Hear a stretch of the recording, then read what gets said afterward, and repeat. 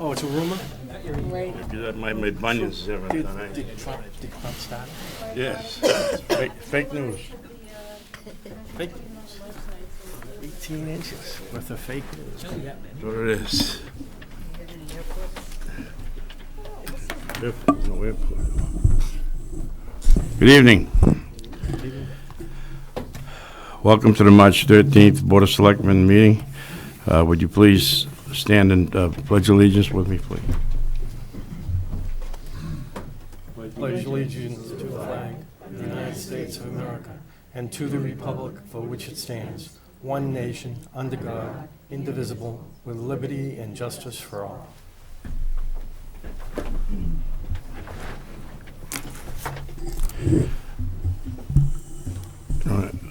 Just want to notify everybody this is being telecast live by Chelmsford Telemedia.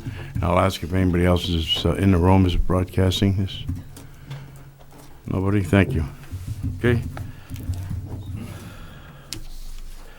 We're going to start off with committee vacancies.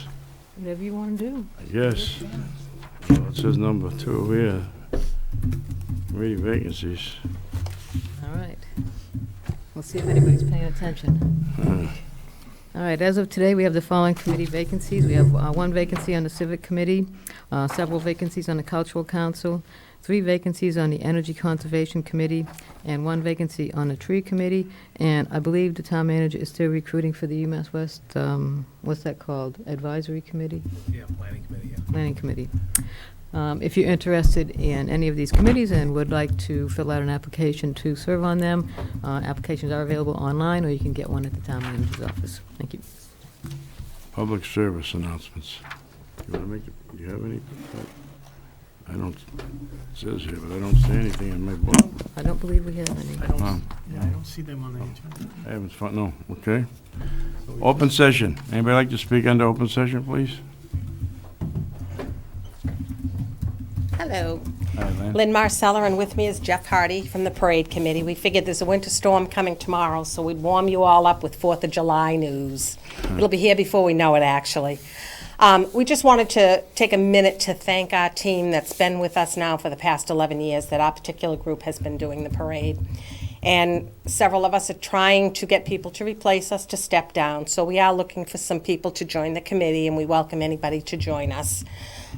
We've had a great time doing it, but it's time for some new ideas, and I think we've told you this before, but we just need to keep repeating it because we've got some new people, but we do need more. Paul has been phenomenal the past 11 years working with us, and we're actually going to hate to leave you, but it's time. Information that's been passed down to us about the history of the parade from Walter Hedlund over the past many years is that this will be the 50th consecutive parade for the town of Chelmsford. It was held many years ago, but once the war came, it stopped for several years and then was started up again. So it's going to be a very big, and we hope to make it bigger and better than ever. We have some new activities going on for the parade, new bands, hopefully new floats, and we're looking for people and organizations to get together and maybe do something in a 50th theme or something from the 60s. So we're just encouraging people to start thinking about it now. We'd like to see a lot of participation. We are going to increase our prizes this year for the floats. We're trying to stay in the 50 theme, so we will be giving 4 $500 prizes for the 4 top floats. So that might be incentives for some of these groups to get together and put some floats together. We will be doing our sponsorships again for the parade, and we've had wonderful participation and support from the local businesses in town over the years. This year we're going to add a gold sponsorship for $5,000, and people can check our website and it'll give you details on what comes with that sponsorship. It's a lot of promotional stuff and banners and signs and all that. Generally we do a red, white, and a blue, which is $3,500, $2,500, and $1,200, but we're going to kick it up a notch and do a $5,000 sponsorship. So hopefully we'll get 1 or 2 of those. And as in past years, as the Elks did for many years, and we did, we had raffle tickets delivered to every home in Chelmsford. But unfortunately, the expenses of mailing and the raffle and all the work that goes into it over the years, we really weren't making that much money to make it worth all of the work. So we will not be doing the raffle tickets this year. We will be sending a postcard out to every household in Chelmsford, and it will have details about the parade and it being the 50th, and then there'll be information if people want to make donations to the parade with our address and our website and all that. As I said, we've booked a lot of great bands and other great things for the parade that we're looking forward to. And again, we're hoping to get participation from organizations this year, more so than other years, being the 50th. Jeff now will, I want to give you our website and our email address, www.chelmsfordparade.org, and also chelmsfordparade@aol.com is our email address. So if anybody would like to make donations or participate or get involved with the parade, please contact us through either one of those. And now Jeff has a couple of wonderful things to talk to you about. Okay. So again, folks, thank you for allowing us to kind of steer the ship for the past 11 years. We've had a blast. We really have. And as Lynn said, but it's time to get some new ideas and some new fresh faces. And as you know, every time about this year, we introduce our new banner. And this time we're going to do a 1-year 50th anniversary banner. Some of the other things that we've talked about is possibly bringing back a concert in addition to the community band. We're working on that. Details we'll find out if it happens or if it doesn't. But so, like I said, it's this time of year we show the new banner and we introduce our parade marshal. And one of the things that we wanted to do for years, and this being the 50th anniversary, is to recognize the organizations who have, again, taken this parade from back to the beginning to this time, going in reverse with the 501c3 of the Chelmsford Parade Committee, the Chelmsford Business Association, before that the town, and then obviously the Elks for many, many years. And we wanted to recognize the Elks for many years for their work, but soon after the Elks gave up the parade and the town took it, they had the fire, a lot of things going on. So we thought with the 50th anniversary, it would only be appropriate if the Grand Marshal would be the Chelmsford Lodge of Elks. So this year, we have some representatives from the Elks. If they want to come up and say something, that'd be great. And here's our new banner. Recognizes the oh, you got the bottom? Okay. Yep, the Elks emblem, the town emblem, and the CBA emblem, the 3 important people that have coordinated this over the many years.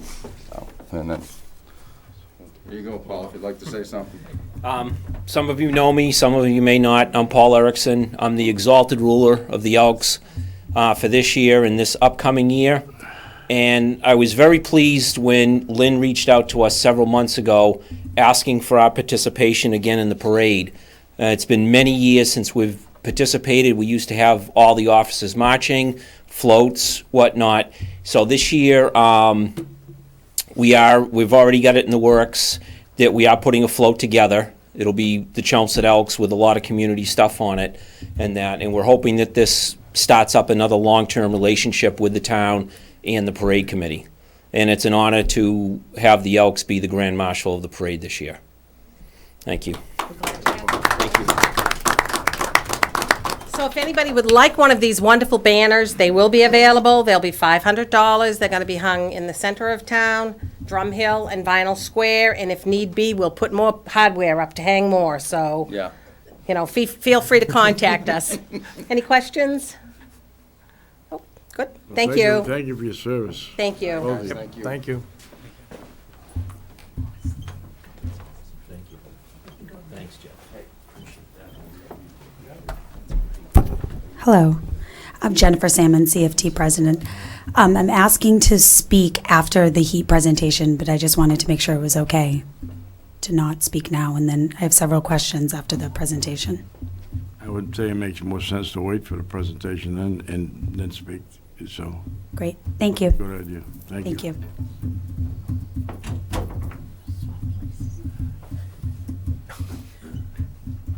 Good evening. I live in Tanglewood Drive in Chelmsford, and I need desperately some help from you guys. Identify your Since name. August, Name for the record, please. Mary Donovan. Okay, but she just needed to have that, thank She knows me. you. The people at home may not know you. Anyways, in August 24th, after a couple of months being without a street light, I called only to find out the town of Chelmsford now owns the streetlights. I have a street light out now for over 7 months and 2 weeks. I get in Collins November 24th and was told it's too cold. I call in December, we have snow. I call in January and it's too cold. February, I have been calling every 2 weeks. My last time was Monday of this week. What do I have to do to get a street light? Get a street light or get one repaired? Pardon me? Is it repair of a street light or a new street light? No, Please? it's been there for 30 years. Repaired. Okay, well, I'll follow up. I don't know what else to do. Yeah, I'm looking at Gary, his division holds it. Neither he nor I are familiar with this. So. I've been calling the Public Works. Okay, we'll He get must be getting plenty of notes. I know I've been told to go on the internet. I no longer have it, and I don't want it. They tell me to go to the library and use it. I don't feel, as a senior, I have to go to the library to use the internet when I can use my telephone. It'll be Amen. taken care of, Gary, right? Gary says it'll be I taken mean, care I'll of. pay for the bulb. No, we have the bulb, we have the crew, we have the thing. We Like just, my mother used to say, how many people does it take to change a light bulb? The old joke. 7 months and 2 weeks without the light. And I'm afraid because we have animals that are loose there, and not dogs. The kind of animals you just don't want your dog to disappear with. Sure. Coyote? So thank you. Thank I you. hope to see my light fixed very soon. If not, I'll even call an electrician if that's necessary. Gary will take care of it, ma'am. Thank Probably you. not tomorrow. probably not tomorrow. Yeah. No, it won't be. I'm tired of all my calls, Gary. Not me. Anybody else want to speak under open session? Okay, after nobody else wants to speak, we'll close open session. We'll have public hearings.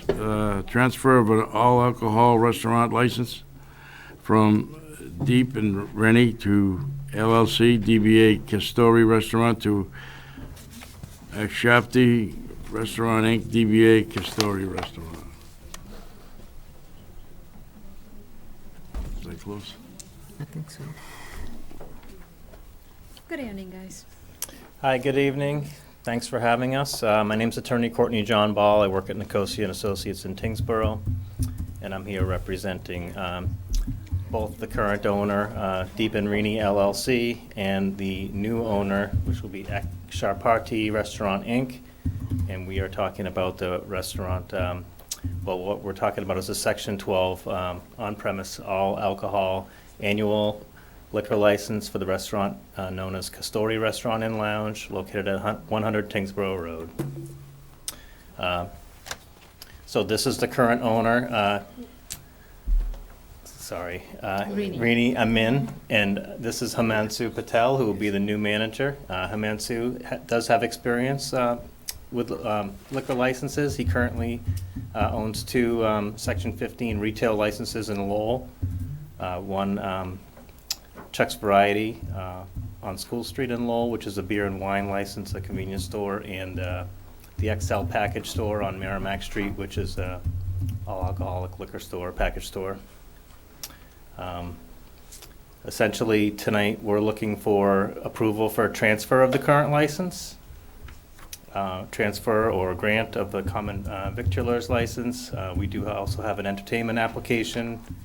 There's 6 regular televisions, 1 widescreen television. There's 3 Kino televisions, radio, and a jukebox. We're also looking to pledge the license. As part of the transaction, the real estate is being purchased as well.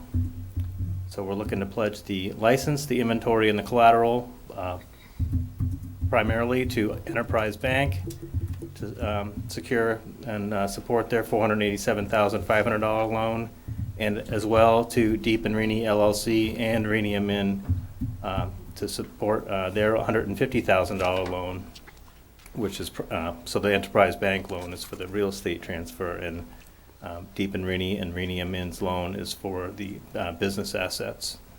And finally, we'd like to carry over the town fee of $2,500. That's, you know, that's paid up to date. So, you know, Himanshu, on behalf of Akshar Party Restaurant Inc., understands that it's, you know, it's a privilege as far as operating an alcoholic license in the town, and he understands the alcohol regulations. He's gotten all of his certificates, Safe Serve, Allergen, Crowd Manager. Currently, I've spoken to Sharon. He's signing up for the TIPS class. As part of that, he'll be doing in-house training to the employees, which obviously all the employees currently have. So as far as the town regulations go, Section 1.16, an employee list with duties, Section 1.27, the in-house training, and Section 1.28, verification of the training with the disciplinary measures will all be taken care of. Obviously, they're currently at the restaurant, but obviously that will be passed over. And you know, as far as the restaurant itself goes, there's no change to seating or occupancy or hours. There's no change to the premises size or anything. So, if you guys have any questions. Anybody have any questions? Go ahead, Glenn. Just a little confusing. You referred that he's going to be the manager, so it's not a change of ownership? Oh, no, it is a change of ownership. So he's president of the corporation that's going to purchase the business assets, but he's also going to be appointed the manager as far as the Alcohol Beverage Control Commission. So will you be working at the restaurant itself? Yes, I will be. And do you expect the menu to change very much? No. On a personal note, it'd be nice to bring back the Greek potatoes and the mixed vegetables. Okay, there we go. I'll keep in mind. I live across the street, so I go there a lot. Okay. Oh, you live in Wellman? Yes. Okay. Anybody else? So you expect no changes whatsoever to the layout or anything else? No changes. Paul, is that typical that to waive the fee for a license? Yeah, I believe there's a transfer fee, but I think what they're saying is where they're only 3 months into the year, we generally haven't assessed a new license fee on them. So that's how it's been done in the past. It is, okay. All right. I didn't know if that was typical or a special request. Okay, so. I mean, this is Wait. our policy is, yeah. And it is a public hearing. Yeah. Well, this is a public hearing. Does anybody out there want to have anything to say? Want to come up and speak? You want to make a motion to close it? No, to continue the public? Yeah. Or close? Okay, it is the policy of this board on any alcohol licenses to continue until our next meeting to make a final decision. So I'll make a motion that we continue the public hearing on the transfer of the licenses for Castoria Restaurant to our March 28th meeting at 7 o'clock. 27th meeting, sorry. And then as far as, obviously, you're waiting on ABCC approval. No, that's what you'll be waiting on after. That's when we'll vote whether to grant the license. Oh, okay, so we don't have to wait for ABCC approval. We can come right back on the 20th. Correct, yes. Oh, fantastic. Thank you. Yes, that would be the expectation. I'll second if you, But but it, go ahead. well, I was going to say, were we going to be contingent on, Me being here. Well, this next Oh. meeting. Yeah, the 27th. Next meeting.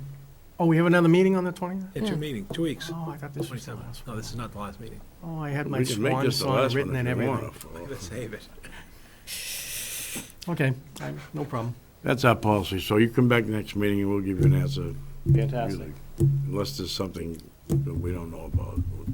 I'm sure things will be all right. But No, Sharon has the full application. She's, you know, I'm working closely with her. And, is there any other discussion?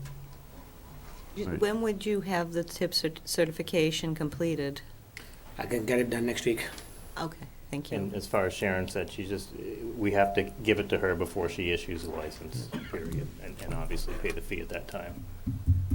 Right, yeah, because that's a little bit different than the package store Right. certification license, so. Be good to have that. We have a motion on the floor to continue. Seconded. It was seconded, and is any further discussion? All those in favor of continuing? Aye. 5-0, Vivian. Continue. Thank you. We'll see you Thank at you. our next meeting. Thank you very much. You got the green cards and everything with you, the certified mail, that material, no? A butter notification Yeah. isn't required for Okay. transfer, just for a new license. But I do have some originally signed docs for Sharon. Reports and presentations. Christopher Isley, update on the school heat, please. Good evening, members of the board. I'm Paul. Today I'm here, Christopher Ilsley, I'm the energy manager for the Public Facilities Department. I'm presenting this update in lieu of Kathleen Canavan, who's the facilities manager. So I'll primarily start with HVAC activities in regards to school duty work orders, and then some specific items and actions that we've done, and then finally an update on the HVAC assessment. Just wait for the slides.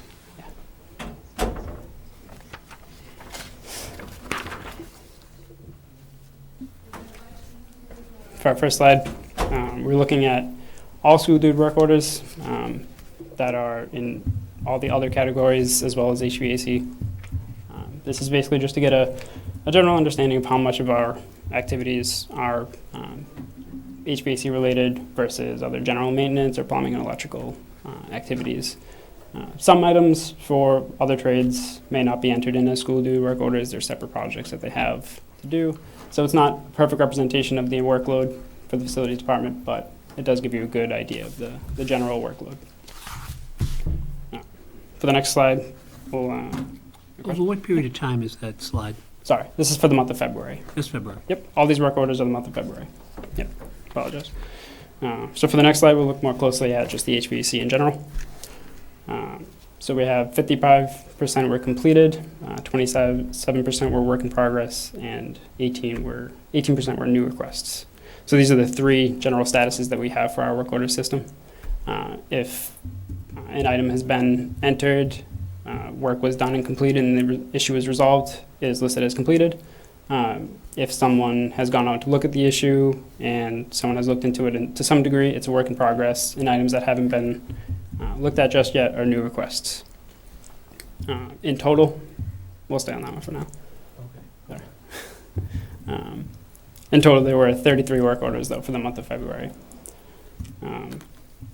Things that were new requests, I looked them up before we came here. They were actually mostly items that were listed, they were entered like maybe 2 or 3 days before the close of the month. So they were items that just hadn't been investigated yet due to other priorities. Items that are work in progresses, they're mainly items that aren't quick fixes or quick repairs.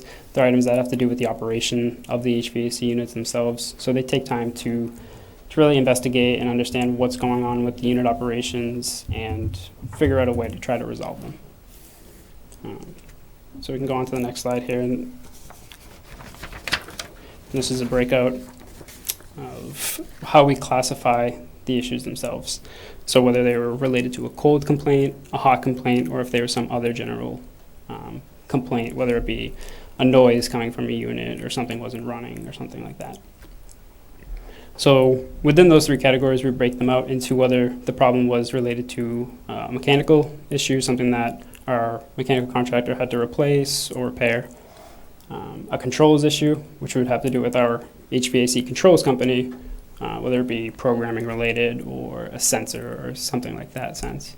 And then finally, within EMS set points is basically just if there was a cold complaint, we looked at the room, looked at the logs of the temperatures, and saw that the temperatures were within the set points that we have set for those rooms.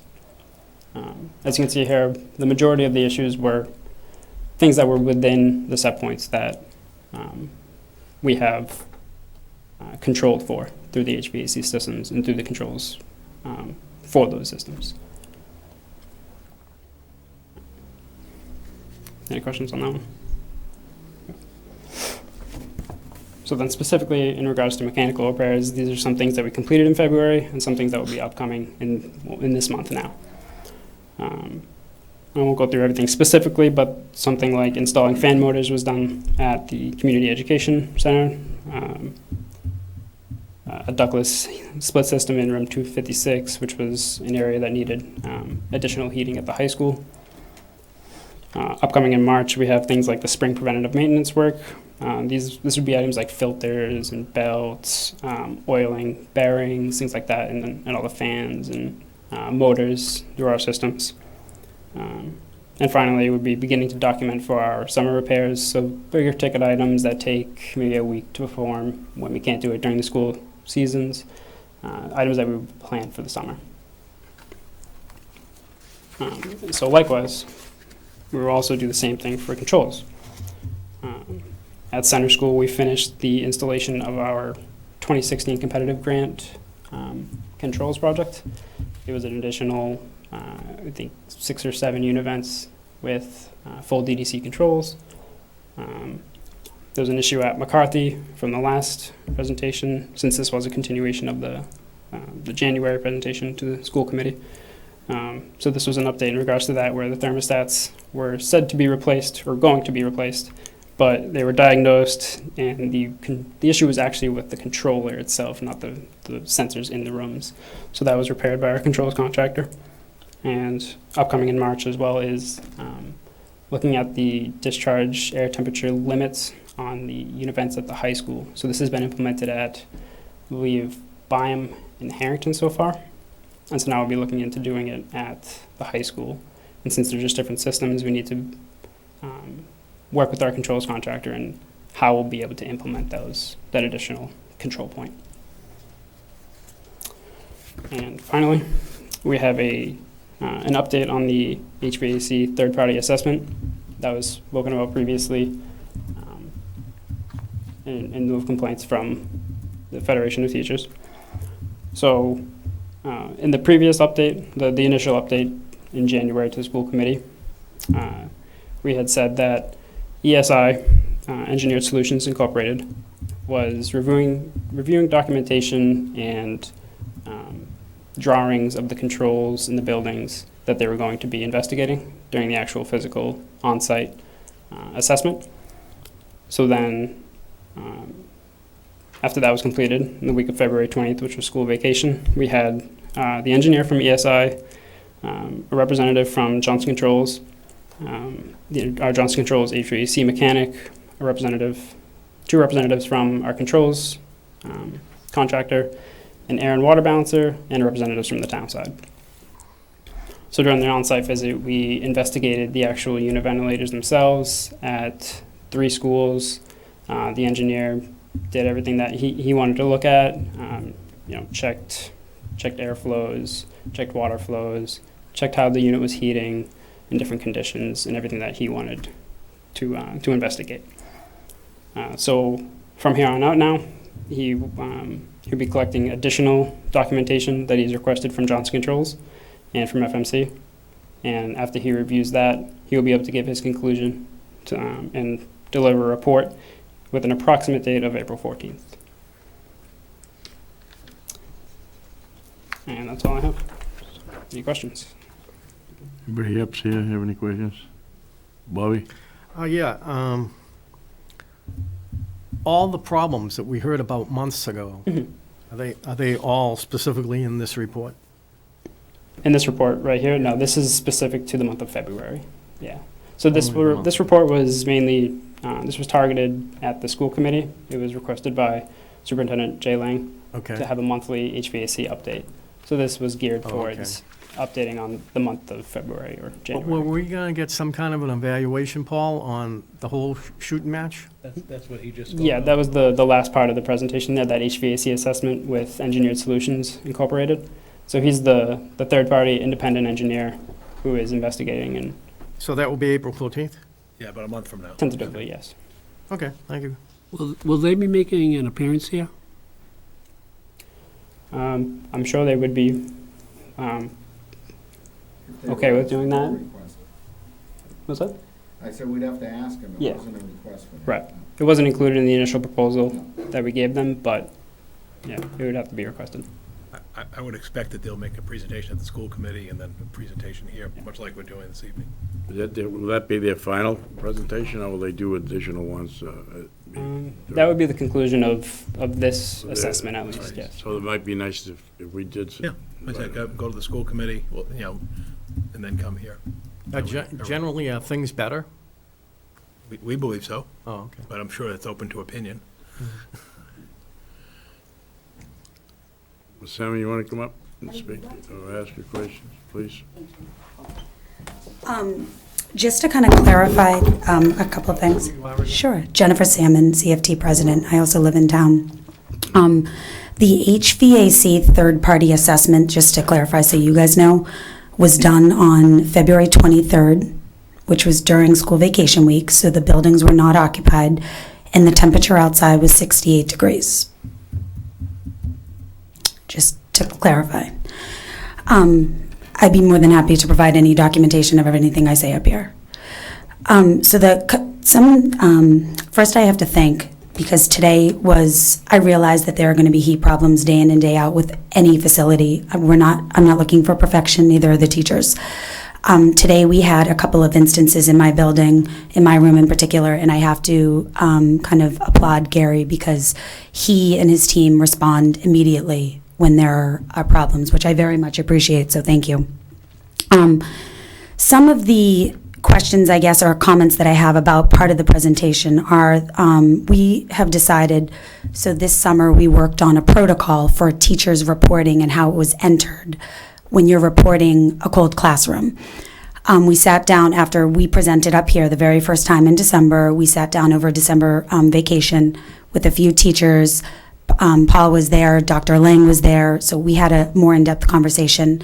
We then, a couple days later, had a more in-depth conversation about the process in itself. Brian Curley attended, Dr. Lang, several teachers. And some of the, what we basically did was we analyzed the protocols and whether or not they were being followed. The custodians are supposed to, step number one, and I can provide you with copies of this. Step number one are the custodians that the teacher will observe and report the issue to their custodian. For example, that's number one. In some of these school dude reports, because I requested it, the building principal is the one entering it into school dude. So right away we have buildings that aren't following this process. I'm not saying everyone, but there are some. So these are just some of the concerns that we have about the process.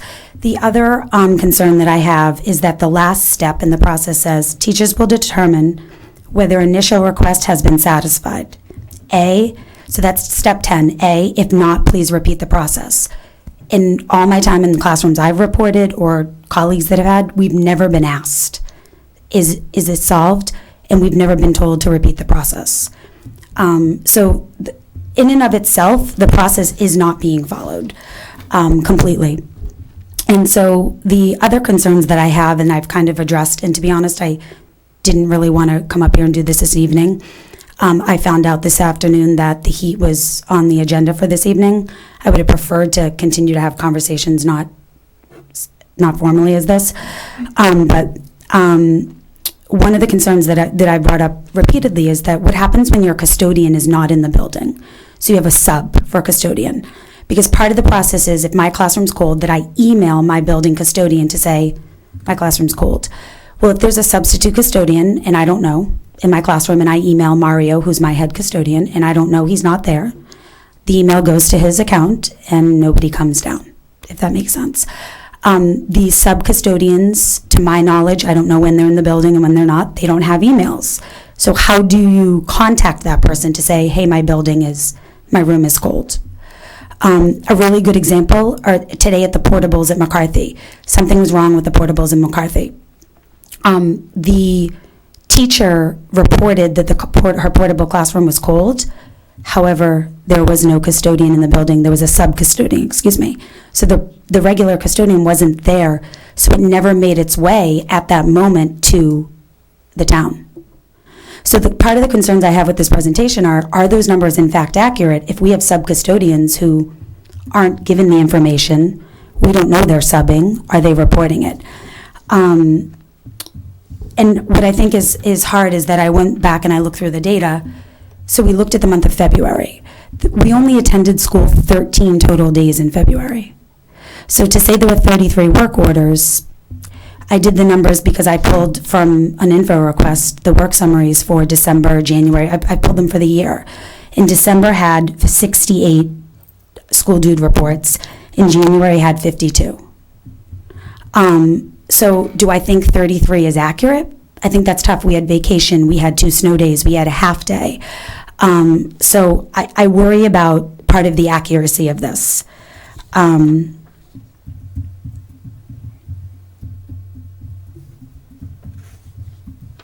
I think, do I think it's getting better? I think that's a tough question. I think that I don't feel that I have the data to support whether that's a yes or no answer. I think classrooms keep popping up. We've requested the data through the school dude reports, but they're not entirely accurate if we don't have people reporting them, right?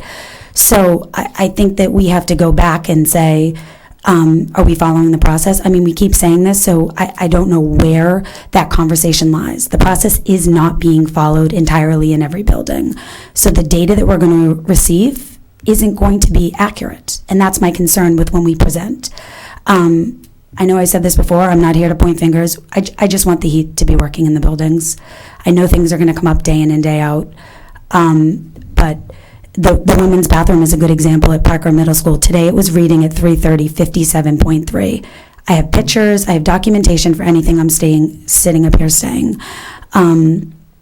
It was like this last week when I reported it, and the week before, and people just kind of grow accustomed to these temperatures. Is it every classroom? No, absolutely not. I'm not going to stand up here and tell you it is.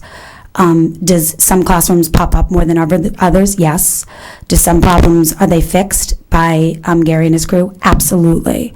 But at the end of the day, we have a problem with our heat. Question. Now, Yeah. Can I respond, please, before we ask questions? Because Well, this was specific to what? no, but I think this has to be put into some context, if I may. The first of all, this item was on the school committee agenda last week. Barbara Scar, who's in the room this evening, was on the committee. I assume she received a copy of the agenda in advance of that meeting. I'm also told that representatives speaking this evening and others were at that meeting and departed from the meeting prior to this being discussed. The issues that we're hearing about reporting protocols aren't of the jurisdiction of the general government of the town. The custodians and the school principals and the operations going on to the schools are not our responsibility. All we can respond to is what is sent to facilities department. So if protocols aren't being followed, then again, as Jennifer noted, that belongs to the school department, the superintendent, the building principals, the facilities manager, and so forth.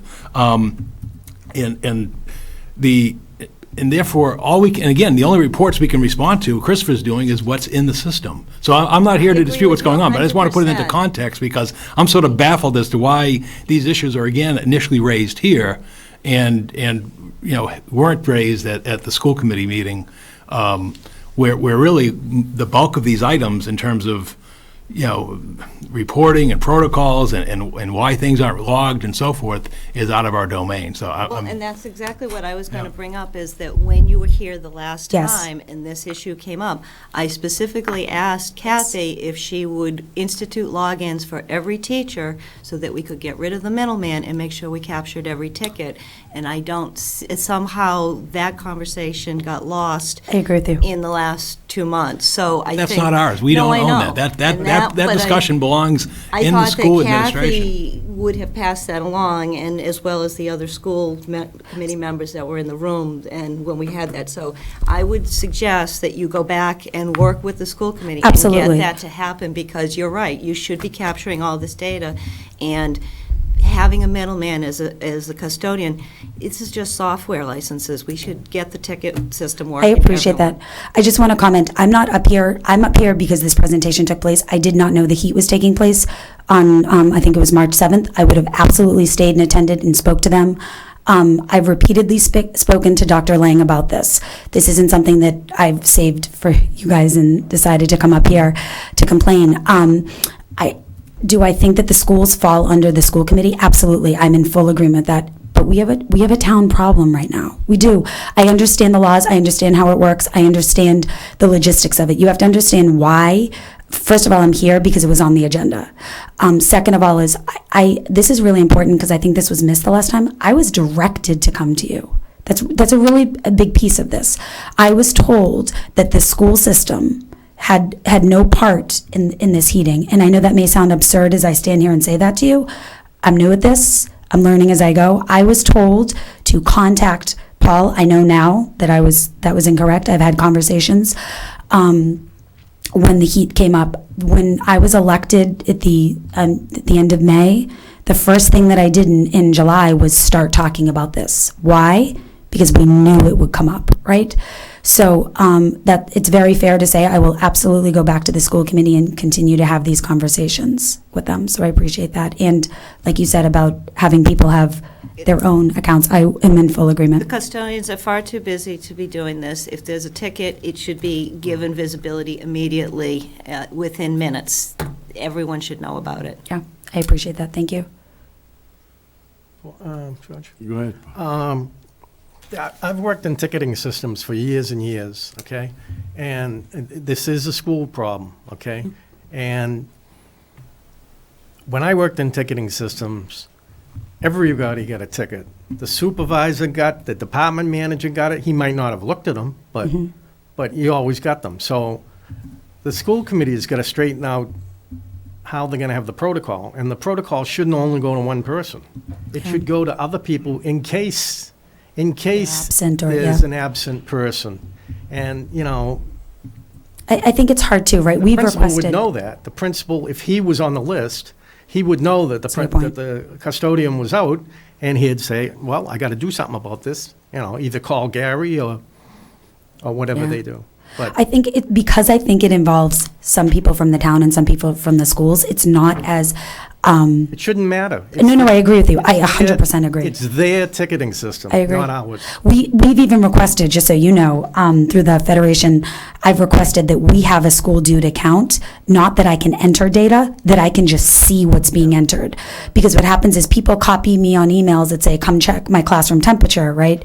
The custodian logs the emails back saying the classroom temperature is blank, whatever it may be. It could be in the 70s, it could be in the 60s, whatever it is, right?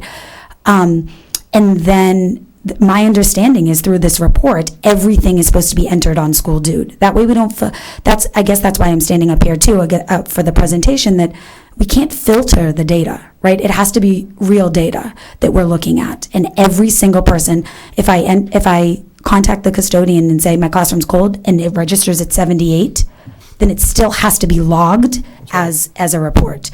Because to start filtering it, you know, that we kind of teeter that line. So I appreciate you guys listening to me. Again, this isn't meant to, I just am commenting because I was made aware today that this was being presented.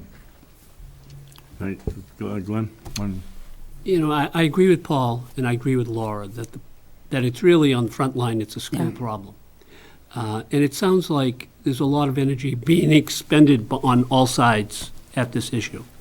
But the bottom line is whether or not it's our responsibility or not, if the kids are cold, I want to hear about it. Thank you. And I think everybody here does.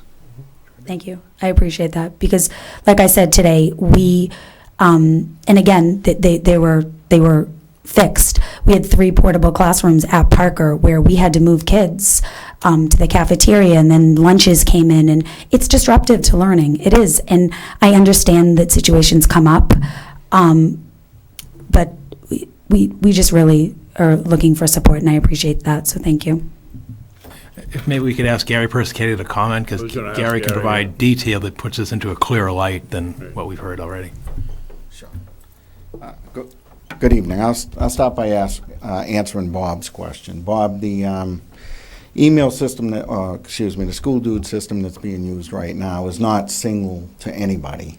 Any school dude that goes out for heating goes to Minimal Kathleen, myself. It goes to Brian Curley.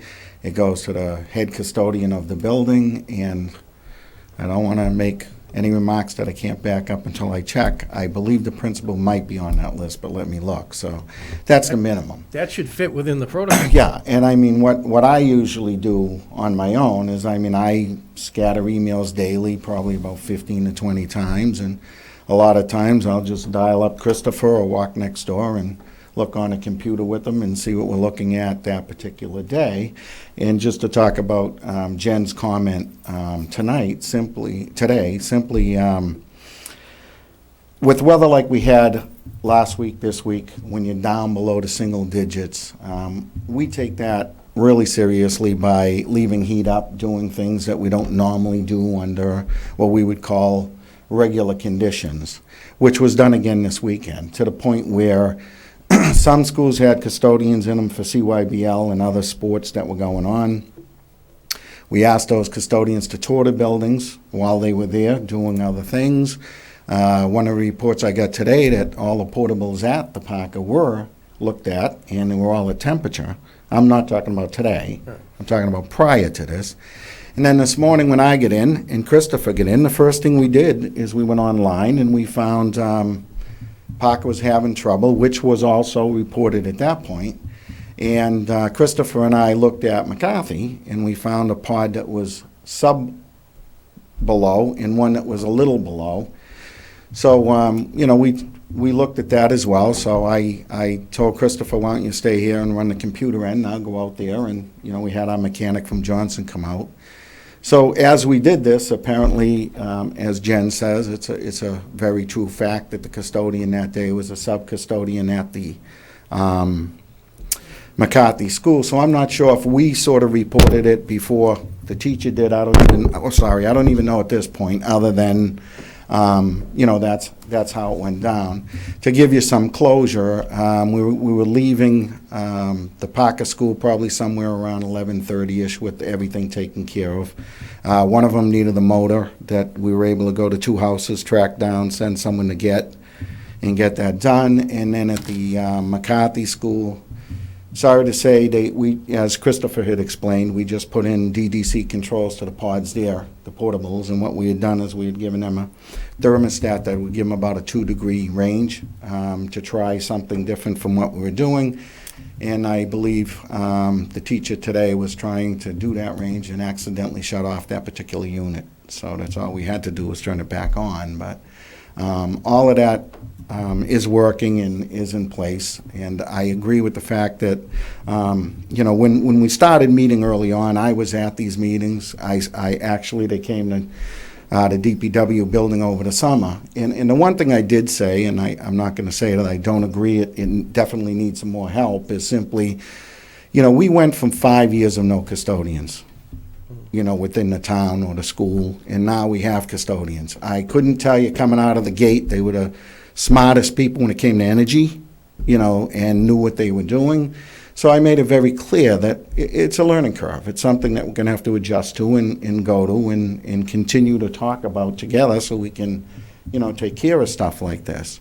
I know the question was asked. I honestly don't know what the answer was, but I know the question was asked by Jennifer and the committee when we were all together, Paul, myself, the school department, about sub-custodian. And, I believe that's the first thing that needs to get answered. What is the protocol? What is the protocol for that person?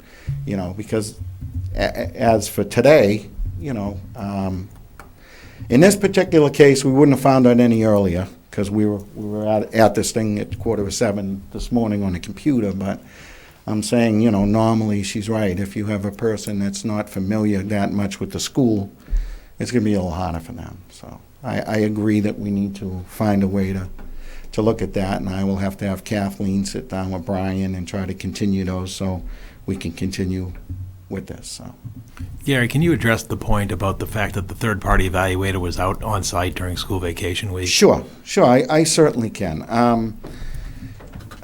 Couple of facts that go on with this. You're like anything else. If everything could be the best it can and can be what you want the optimal conditions that you can do. You can recreate anything you want with a system. You can have AC pumping at any temperature you want right now in the middle of the winter. You can have heat running in the middle of the summer, all the way up to 90 degrees if that's what you want to do. So he was able to have these systems manipulated between Johnson Controls and FMC, which is our controls guy, from one end to the other, as well as to do the air balancing that they were looking at, the water balancing that they were looking at, doors open, doors shut, all the stuff that he needed to look at. The issue with this, and I think if you were to research this with anything, it's not a 5-day, 10-day, maybe even 20-day project. What you're doing is you're getting information from us on actual drawings that are there for all these systems prior to it, and in some cases, we're giving them 2 sets of drawings, original drawings and the changed drawings of the units that have been changed. Then what you're doing is you're manipulating the system to get it to do everything you're looking for while you're out there within the field. And then what he's doing now is he's regathering information that from Johnson Controls, who did the installation of the new univents. He has data coming back from FMC Technologies, which are full charts of certain rooms during certain days, so he can match those up to what they're doing. So that process is taking time, and that's what he's doing right now. That's why I say on the presentation, approximately the 14th. And I could tell you that's running a tad bit behind because they were waiting for some stuff from Johnson Controls from their engineering side to put together and give to them. So, but it is progressing. We will have it, and we will have them come do reports when it's here. And Gary, if you had to estimate at this point in time how much of a budget transfer we're going to need for facilities for its Springtown meeting, what would your ballpark be? Oh, probably close to 100,000. Okay.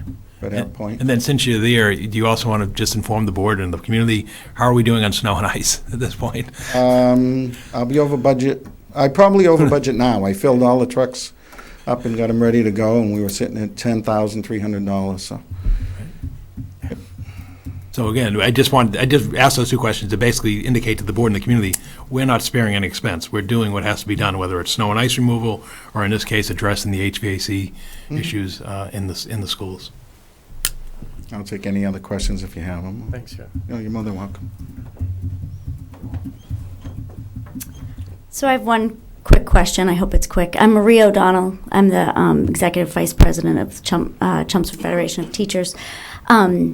I was really happy to hear about the outside evaluation, the outside engineer. I'm a little surprised that no one from the teachers, no teachers have been invited to speak to the engineer. I feel like maybe I would have some wisdom since I'm living in the rooms that we're talking about. So I just wondered if that's in the plan at all, to have the engineer speak to any representation of the teachers. You want to address that, Gary? I can only answer that one way because I'm not the engineer. It's more to find out, and he was hired to find out what the systems do and how the systems mechanically work. Getting input, you're going to hear probably how it's cold or how it's hot or what it does in the middle of the day versus the end of the day, which, in all honesty, he should be able to see all of that. He should be able to see in increments, as quick as 15 minutes as to what the systems are doing. And that's one of the things they want to look at. And that includes making sure that they're doing a proper job in night setback as well as your regular daily schedule. So I'd imagine that's why at this point in time, because it's an analysis of the system itself, which will be coming out. And Gary, what are the required state zones for temperature in a classroom? 66 to 68. That was given to me the other day by the DLS. Would it be a problem if the next time you were there, if you wouldn't just spend 5 or 10 minutes? Oh, I do. She's basically asking for. If you're with the gentleman. Well, sure. I mean, when he comes back in, we can certainly ask him to do that. It's just you're asking me to answer something that I'm not him, and I'm just trying to give the best representation of what I know would be the reason why and what his job was to do. Yep. Tremendous amount of knowledge there. Mm-hmm. On one part of your job, so. I just I just want to follow up that we might not actually get to the problem because, as we could see on the slide that showed the tall blue tower of reports that it was too cold, but yet it was within the set point. If the engineer doesn't hear from the occupants that it may say 68 degrees, but it doesn't feel like 68 degrees. I still have my jacket on, and I'm at home and it's 68 degrees. I don't wear my jacket. So that's all. I just don't want that bit of the information to be lost and not part of what the engineer gets to understand. Thank you.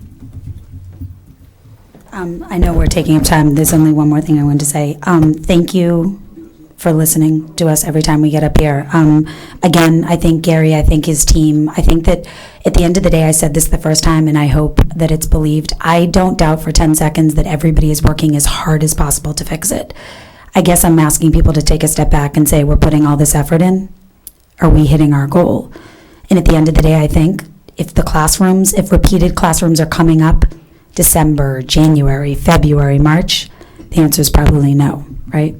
So I think we just have to be a little bit smarter about how we're working. And that doesn't mean people putting in more effort and energy. I think it's just about more collaboration and figuring out what's going on. So thank you guys very much. Sorry. Yes. I think we'll know if we missed the mark if we see you next November. Yes.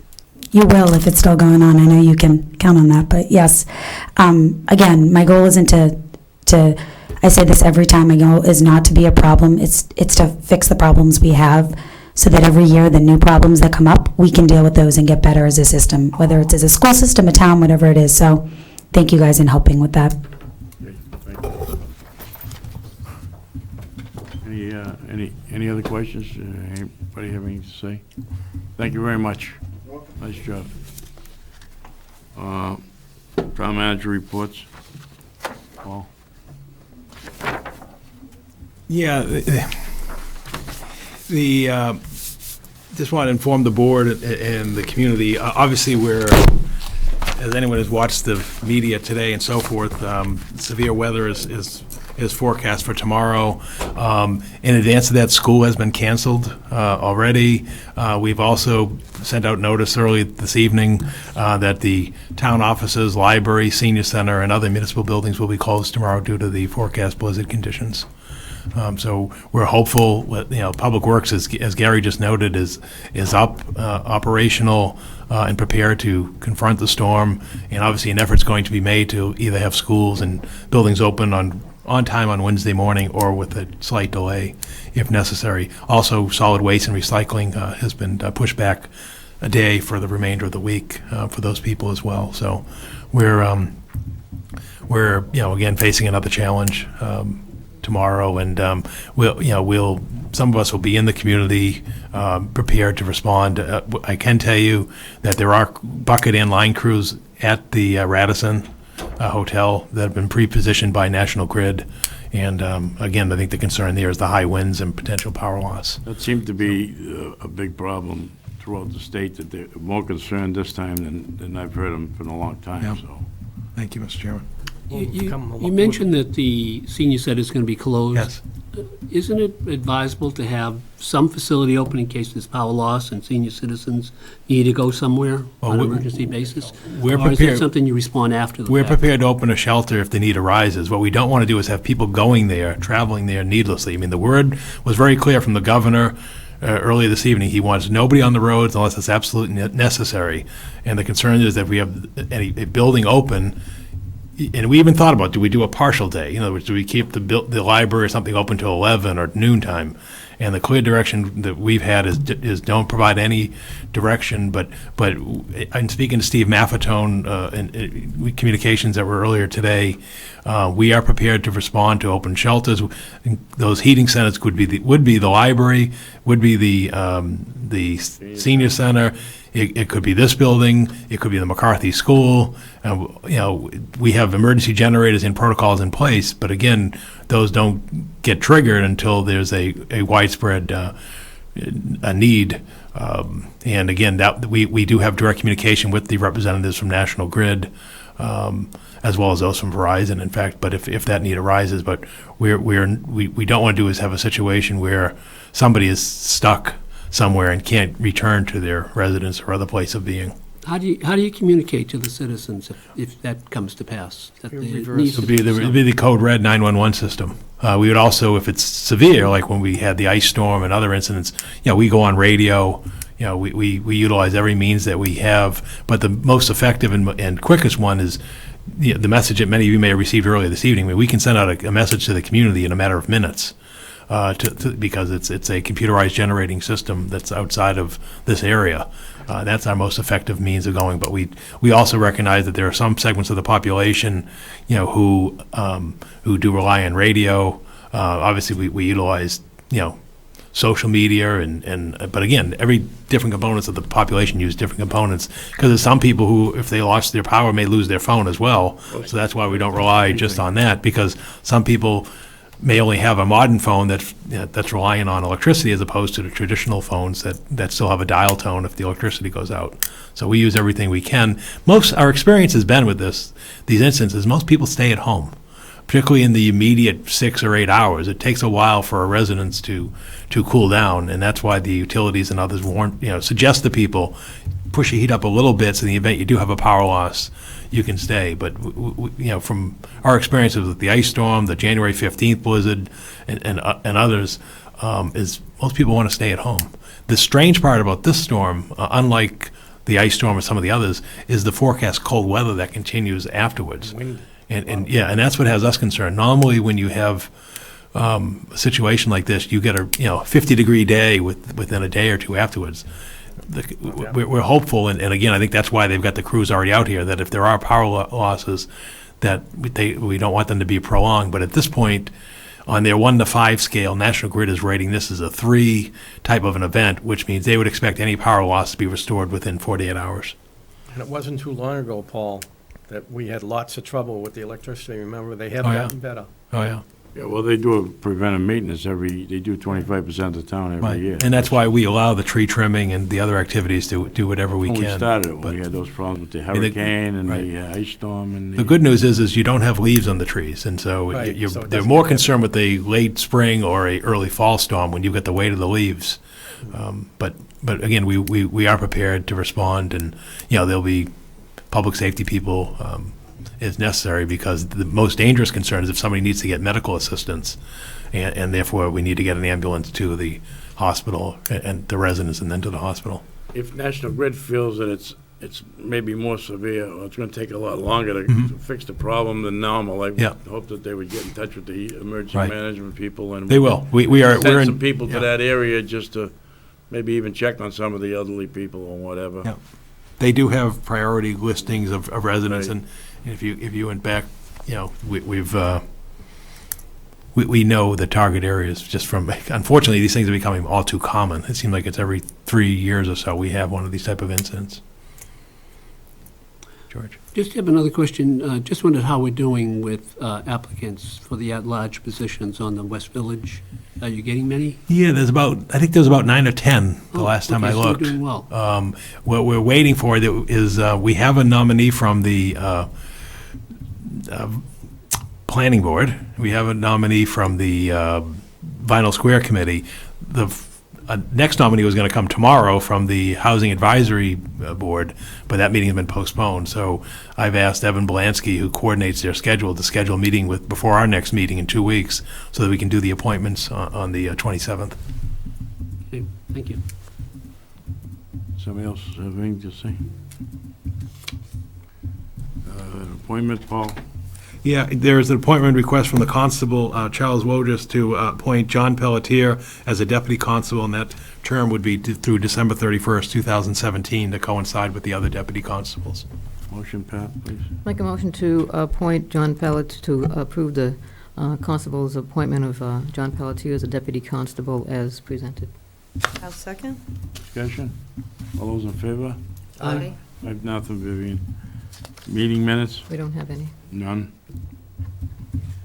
Selectmen Bob, liaison assignments, liaison referrals, Just reports. wanted to, seeing it isn't the last night or the beginning of the first night, I just wanted to announce that my campaign fundraiser will be held at Andamo's on Summer Street on Sunday from 3 to 6, and all are invited. What's the date? Which Sunday? Which Sunday, yeah. The 19th. 19th.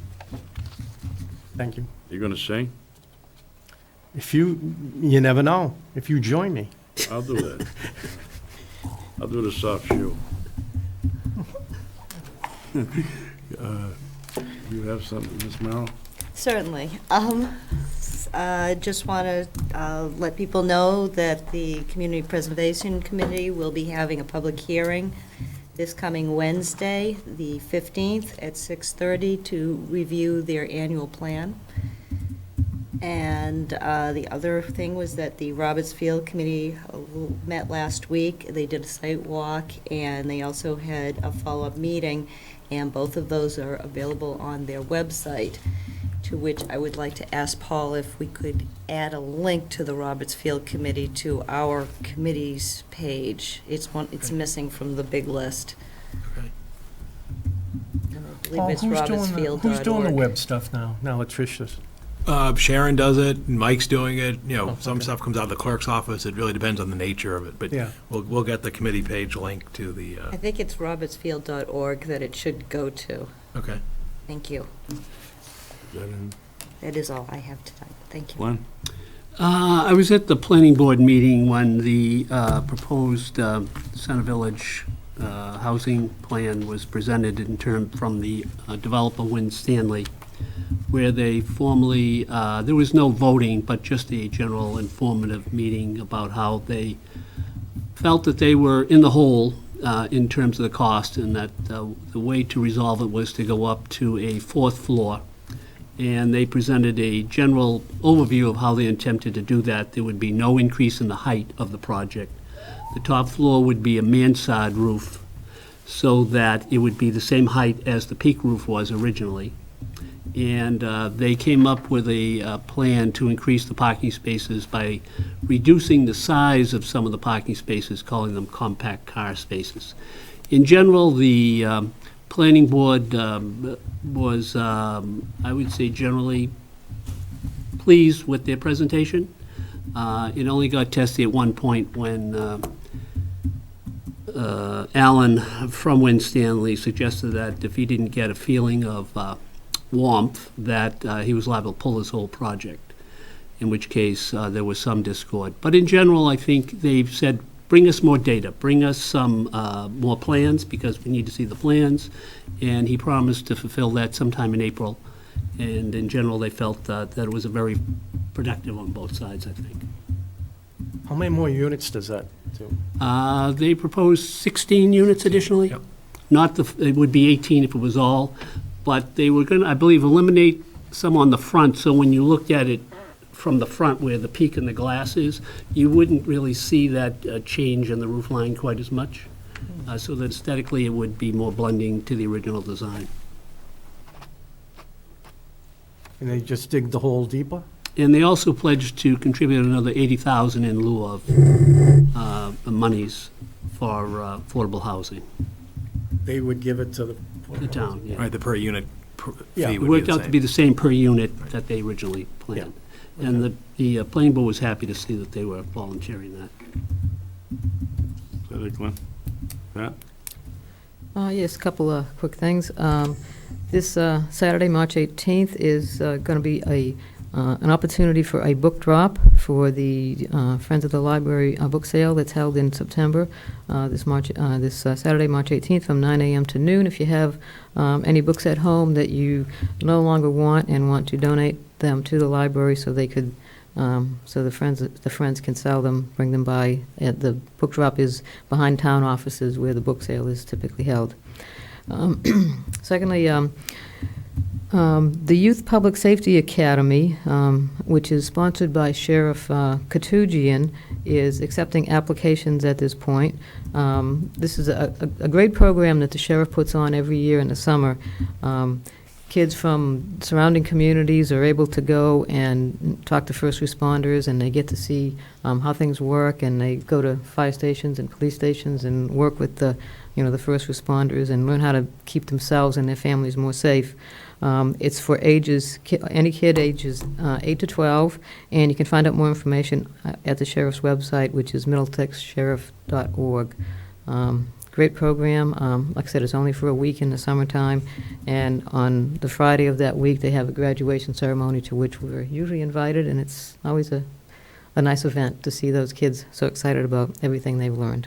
So, and Paul, I wanted to verify, since Bob had brought up the election kind of indirectly.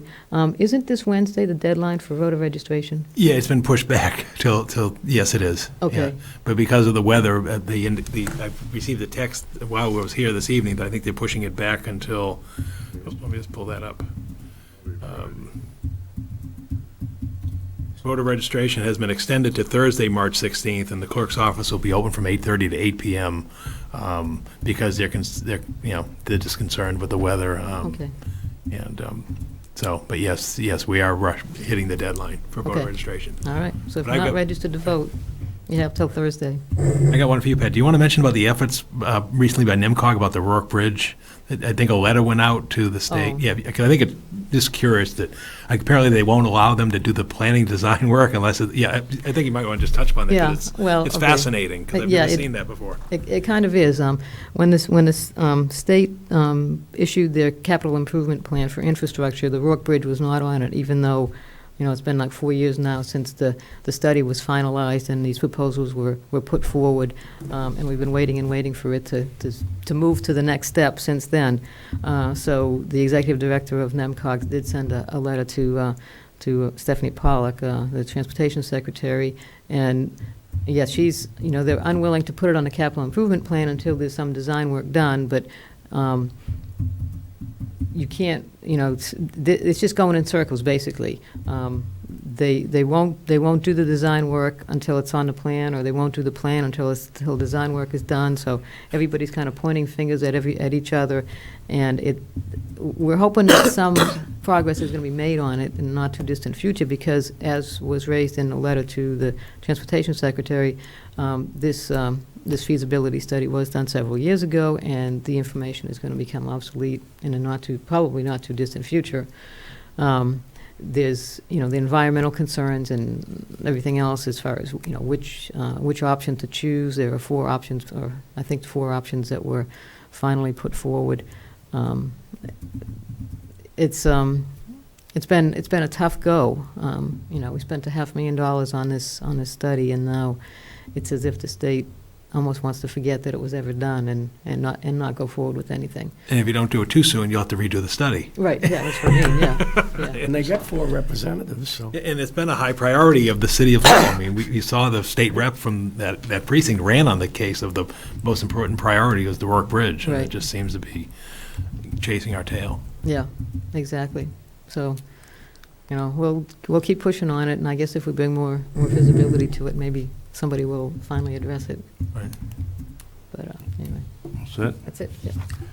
My only comment would be that I just hope that everybody pays attention to all these warnings, because I think this storm is going to be just as bad as what they're predicting it to be.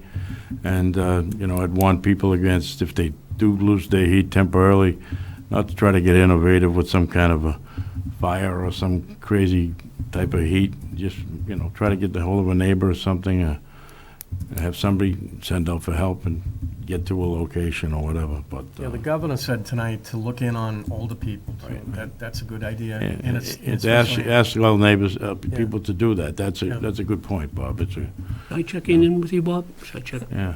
Well, who's the oldest? I think it's a jump ball. Check in on George. Yeah. See, you guys all got to check up on me. It's a good idea. George, do you want to touch briefly on the Ledge Road situation? Because I don't want to step on somebody's toes, because I tend to leave things to referrals. But just to give the board and the community an understanding, we received a concern from a resident on Ledge Road about a significant increase in truck traffic last week. And we did some investigating, meaning Public Works went out and Mike McCall, my assistant, went onto the registry site. The difficult news to pass along is that there were significant real estate transactions regarding the Lemessurier and the quarry down off of Ledge Road, which now has basically a polite way of saying there now seems to be a common interest owner between that of Newport Materials and affiliated companies owning the quarries and activities that go off of Ledge Road. So what we saw happening last week, and that's verifiable by deed data, so this isn't speculation or rumor. That's official, that part's official. Exactly, that's official. And The other thing that we, Lemessurier's quarry, I right, don't know about the other one. the other thing that we know is official is we saw material being hauled into the site in terms of the basically improvement of pathways through the property. We obviously have notified our special counsel on this. There's really nothing we can do because, again, that's an existing right, and obviously since there's no asphalt plant being constructed, today you can't make a connection between what's happening down there and the operation of an asphalt plant, which, as you know, is still in the appeal stage. Is that in Chelmsford? Well, the public way ends in Chelmsford, and then the private properties, begin in Chelmsford, then go into Westford. So there's very little, Well, and also we asked the question of where public safety, were there any issues of truck speed or anything? None whatsoever. And not that we would expect any, because as you know, when we had issues taking place at the asphalt plant in Chelmsford, there were clear directives from the plant manager. You remember, hey, if you violate these rules, you're out. Right. So, obviously, so the good news is there aren't, but I did want people to be aware and the board to be aware in the community is that there is activity going on there. But again, that's a pre-existing permitted use. But I think it is notable the fact that there have been an exchange of properties because we were getting phone calls, from neighbors and concerned, and basically we, like I said, we did some investigating. We just passed along the word. Hey, look, there's a new owner there, and the new owner entity, the limited liability corporation, is undertaking activities there. About the only thing we didn't do was send a drone up, but I think we didn't need to do that because we do actually do business with one of the quarries, so we have a right to be on the site. We have a drone? We can get one from Telemedia, and the Water District owns one. I was thinking that would be a good addition for the police department someday. Yeah, because if you may note, they do have a drone. I think you may have seen it with Telemedia, that they can use that for public safety as well. So I wanted the community to be aware of that.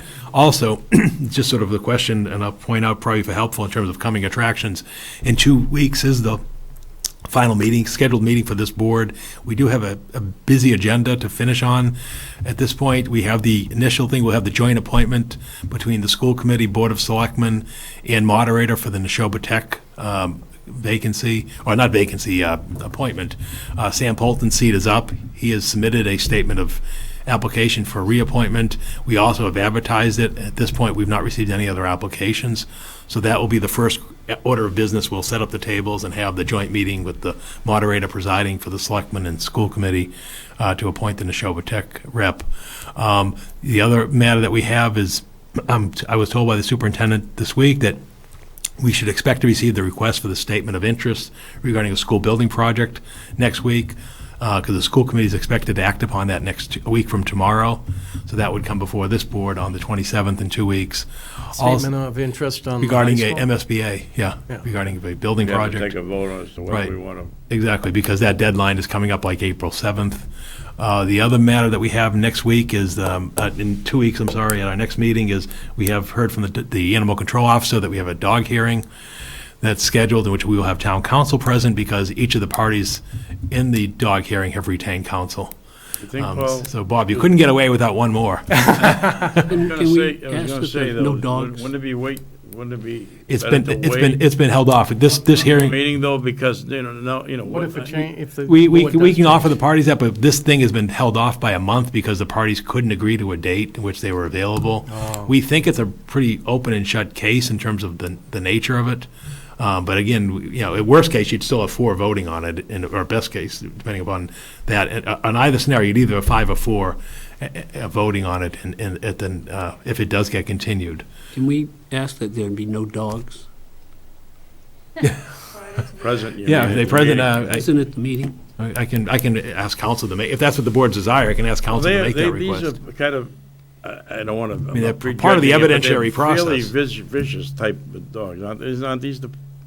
Well, they must be if they come in the I mean, house. I know, but they're pit bulls, aren't they? Right, yes, it's Yeah, well, I know, I'm not trying to be. We don't want to prejudice the. That's what I'm trying to say, but I mean. some of them are sweet. Right. Sure they are. I think it's a good idea that we don't have them, but I don't know. Well, that would be testimony, so I won't bring that up. Okay. And then the other matter that's still outstanding, if the board may recall, is you may recall 2 meetings ago, we had that issue with the pole placement with the sewer division, you remember? Yeah, on Parkhurst Road. And that was originally scheduled to come back this evening at Parkhurst, and that still hasn't been resolved, so that may come back on the 27th as well. This is the storage place? Yes, for the poll hearing. So Oh, we don't the quite know. poll We was don't right, quite know what's yeah. taking so long for something that seemed to be pretty straightforward. But I just wanted to let the board know that that is sort of the. Has the fella contacted the engineer? Yeah, we're waiting to hear back from Verizon in terms of resolution. I mean, which is peculiar because if you know, with most of these Verizon cases, and we've had a few, usually within 2 weeks it's resolved. The resident goes happy. Here it's the case with the town sort of raising a concern, and we're just not getting anywhere. So I just wanted to let the board know, sort of, that's what's coming in 2 weeks. So, Well, That's all I the had, important thing with Ledge Road is the fact that you just continue to monitor what. yeah. the Oh, and activities speaking of are. that, we have requested from NIMCOG that once the winter weather leaves us, that we will do traffic counts, at Swain and Ledge and so forth. But at this point, it's already a change of condition from what's happened. And again, you can't attribute anything to what may happen in the future because there is no asphalt plant operating in Chelmsford. And I did send you earlier today, Town Council did submit a response to the defendants, which is Newport Materials, request to dismiss the case. So that's, that will now eventually go to another hearing. So we are, the town is maintaining its efforts on that case. Have we done anything with the small piece of land that all of a sudden all the neighbors seem to want to acquire? Oh, yeah. Oh, yeah, John Souza is scheduling that for a tax auction in, I think, the end of April. And that's where that's going. And we have to do that. We've got a couple other town parcels that we're looking at as well. One having to do up in North Chelmsford, and one also near the lake, where there's a question of Well, the property water line. department over here, but where the gates used to be, the same piece that was offered to the water department? No, this is a different one. This is one where the town, it's a conservation piece off of Willis Drive and The other side. and the other side, and then the I guess it's always happens when there's a new owner, and then they say, geez, this appears that our property, our building is on the town's property, so we have town council looking at that. And this isn't a case that's generated from us. This is a case from somebody coming to us saying, geez, we have a problem. So we have council looking at that as well. Okay. I'm surprised the bank would give them a loan. Usually Usually they do a perimeter survey. Yeah. We have no press questions tonight. Apparently not. Nobody here, and so we will, motion to adjourn to go to Executive executive session without coming back.